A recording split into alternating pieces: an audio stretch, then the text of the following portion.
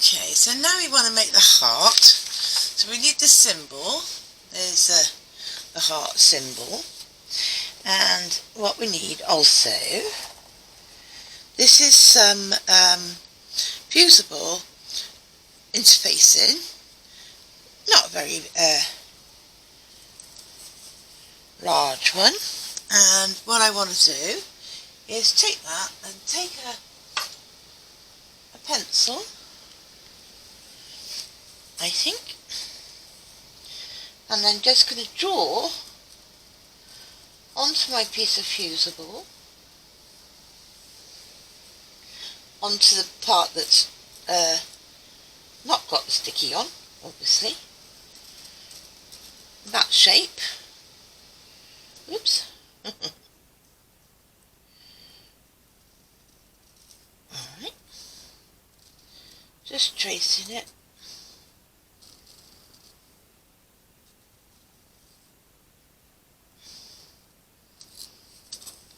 Okay, so it's on there.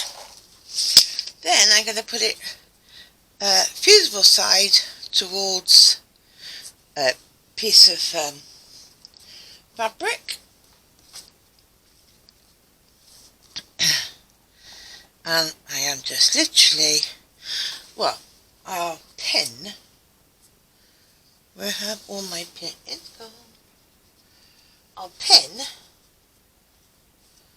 that to the right side of the fabric, so that is sticky side to the right side. We're not going to iron it. What I'm going to do now is, under my sewing machine, I am just going to sew all the way around that shape. Part of this Valentine's quilt is going to be a bit of applique. So I'm going to be putting up a few templates. There's one with a heart, and there's one with a couple of different size leaves. Okay, so I'm going to be putting those up for you. So what do we do? Well, basically, as you can see, what I've done here with this one, if I bring it up to you, yeah, I have taken a piece of normal interfacing that has got the glue on the back, yeah, and I traced the shape of the heart. Okay, and then I pinned that so that the glue side is towards the nice side of the fabric, okay? And then I put it under my machine. There we are. And I don't know if you can see this. If I turn it to the side, can you see? And I have sewed as best as I can the outline of the heart. Next thing I want to do is to take a pair of pinking shears. If you don't have any, well, that's alright. Just, you know, you want to do it as close as, well, within an eighth of an inch. Okay, cut around your shape. Definitely do not cut your stitch in, naturally. It makes a bit tight there. Okay, so we're going to cut around our stitching. The reason I'm using pinking shears is, as you can see, they're going to do all these little cuts that you would normally do with the scissors. So if you've got an ordinary pair of scissors now, yeah, what I'm going to do is to cut right into my stitching. Not cut the stitching, but cut right into the stitching. And if I wasn't using pinking shears, I would have to snip all the way around the edges, right? But pinking shears do the job for you. The next thing we're going to do is to pull the two apart. Okay, so now I've just got, oops, I've just got the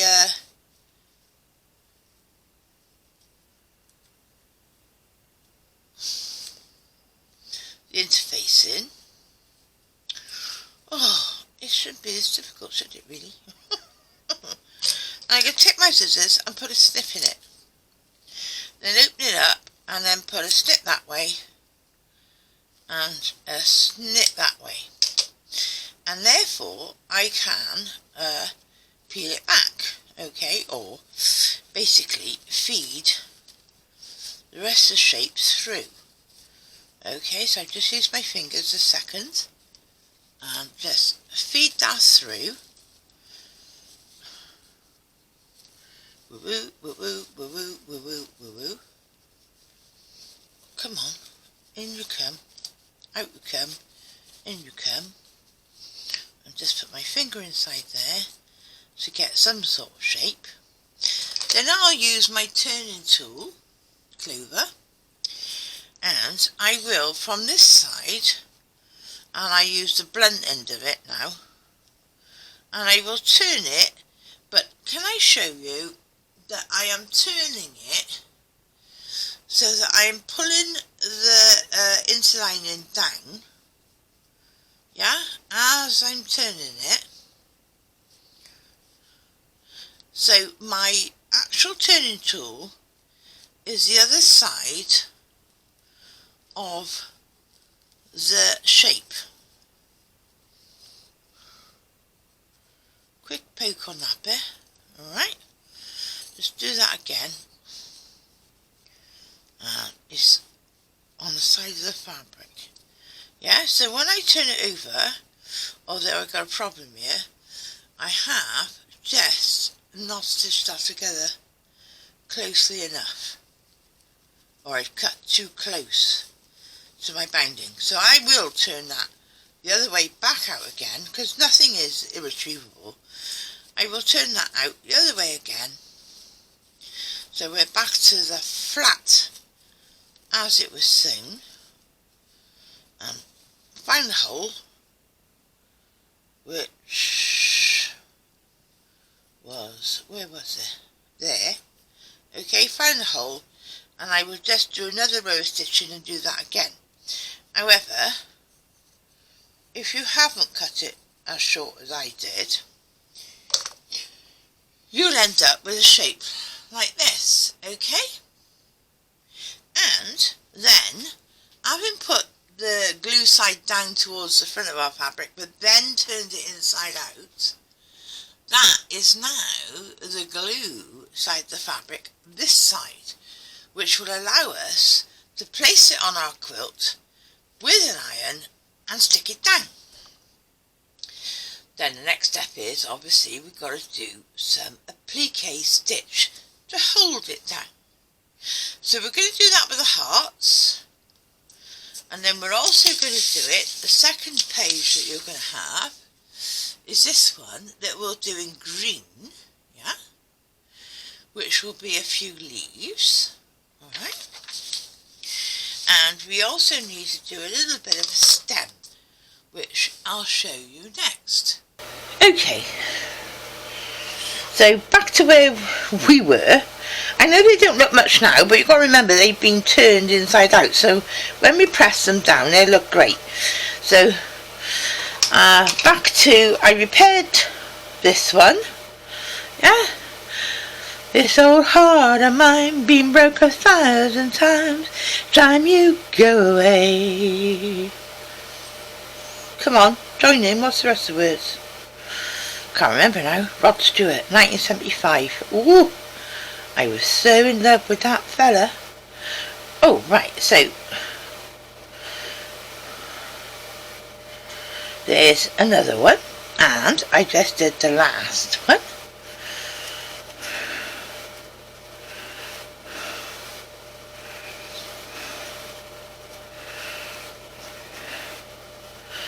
There we are. We turn them more or less, you know, as you do. I always try to start with the blunt end of my clover tool, because I don't want to cause any, you know, untoward. And I'm doing it gently. I'm gently bently with this. If I get one, I think, oh, hang on a moment, there's more to come there, I'll do it, right? But then, gently bently. And as I say, I I'm on the material side of the seam. Oh, not even turned out. So just turn it out. Right. Ooh. So, yeah, more or less. Let's just do a little bit more finesse. Okay, so there we are now. 4 hearts. 4 large hearts. Anyway, in that lovely red, and all with the fusible, the right side, to press it on to our quilt top. Now the next thing we've got to do is some leaves. I did show you, didn't I, leaves in green. So exactly the same way, I'm only using odds and sods of interfacing right now. So I'll just draw them on first off. Will I get them on? Oh yeah, look, I'm going to get those 2 on. So let's take, oh, it's the boil pot. And so, yeah, sticky side down. And just trace, as you do, or the best you can do. It doesn't matter if they're, you know, not exactly on the line they should be, because at the end of the day it's a leaf, which is natural, and therefore, there we go. So I've got 2 leaves on there. Let's find another bit of, don't want it that big. Right, put a bit of facing. But I much prefer to do what I call turned out applique than raw applique, because raw applique means that it's going to fray and fluff around the edges every time you stick it in the washing machine. So with this, with the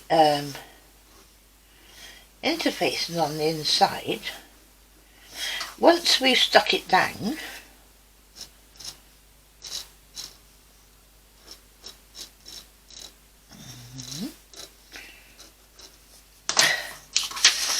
it's gonna work and stay without any rough edges whatsoever.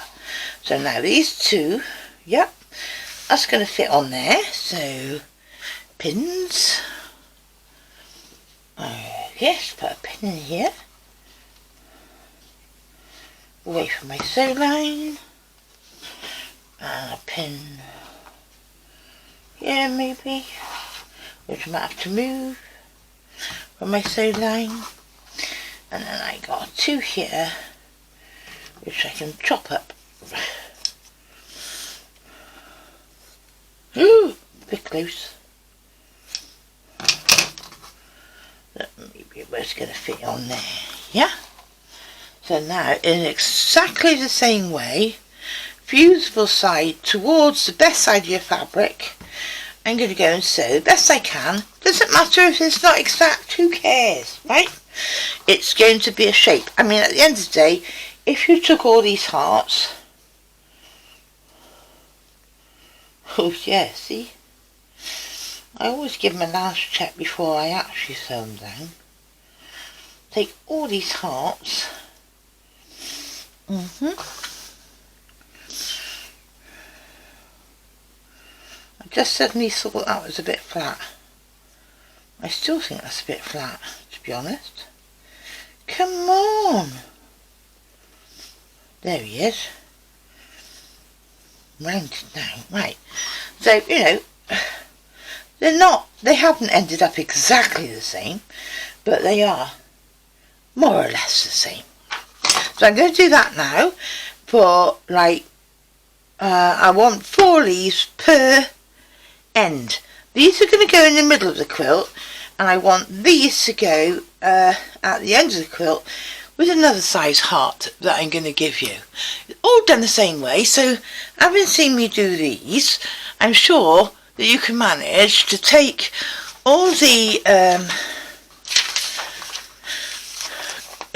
shapes I'm going to give you and work it out and do it yourself now, alright?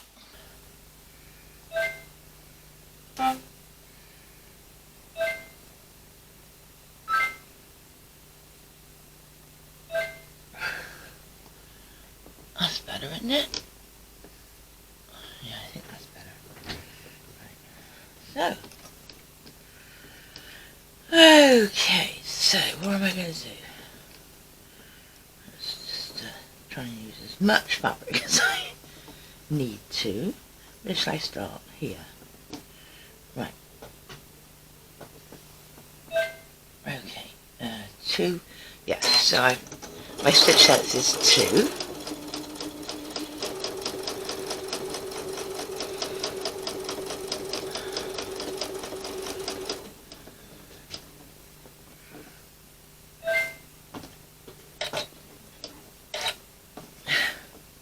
Ooh, dropped a pin on the floor. Round we go.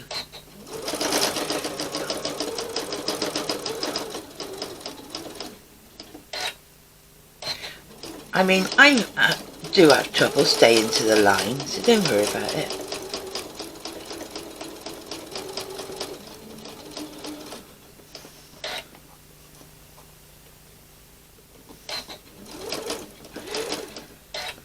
And I did there.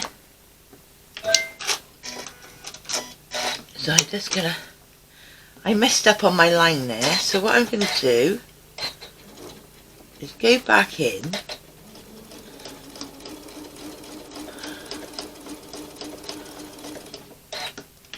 and come round again.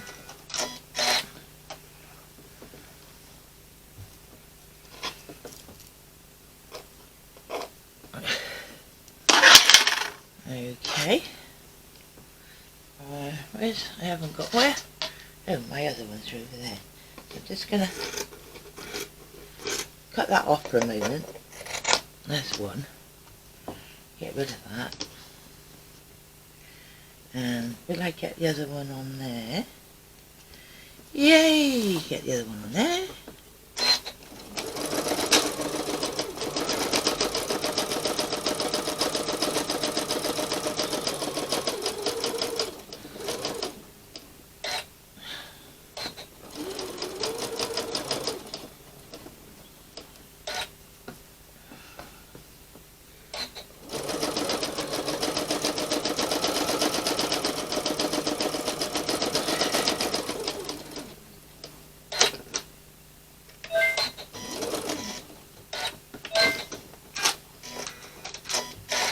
That's that one.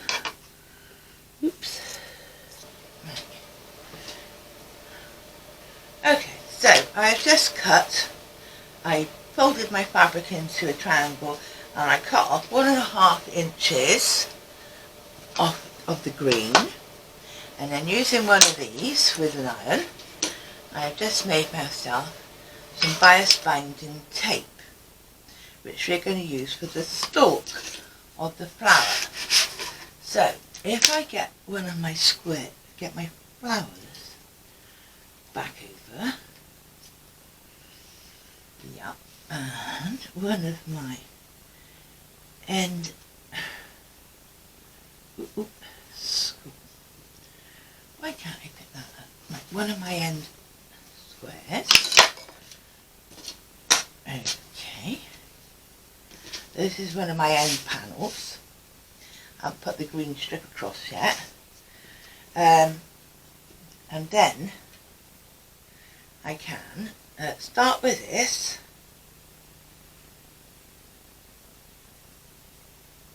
Okay. I want it to come off, I'll cut it off the end. But what I want it to do, and I really got to do this with the iron now, is I want to curl it around a little bit, which you will be able to do, alright? And then I'll cut off that end when I got it where I want it. But I want to just sort of curl the stem around a little bit. I'm going to put these on remembering that this 1/4 inch is going to be hidden in the seam as well. Alright, so as I go, I'm going to do this, yup,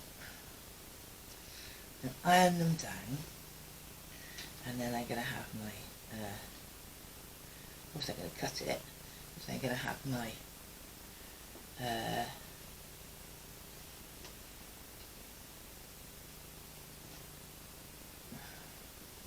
anyway, I'll rearrange them as and when I get to the iron.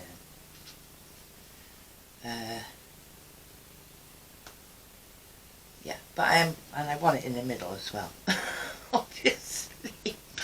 So I'm going to have to do some rearranging with the iron as I go. But I am going to make my little end, and of course I don't want to go too high, because again that is going to get turned under with a green strip across the top. And I'm thinking that now that's probably a bit too thick. I think I might do a smaller one. Not sure. Is this on the bias? Not sure. It does seem quite thick, doesn't it? I'm guessing.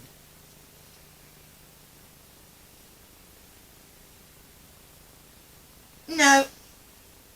No, I'm going to stick with it. Okay. So I need to go to the iron now and press these things down. The shapes have got the fusible interlining on them. They haven't. The strip hasn't. But so I'll put a couple of pins in as I'm going.